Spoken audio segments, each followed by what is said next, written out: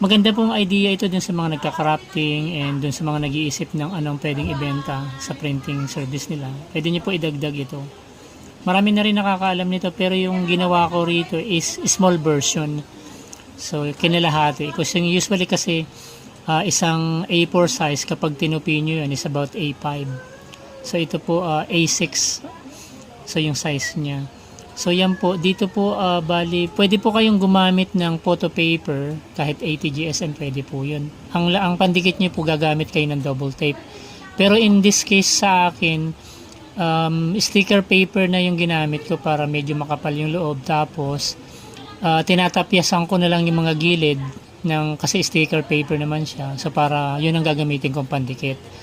Tapos gagamit tayo ng pang-crimping dito para magmukha talaga siyang chips.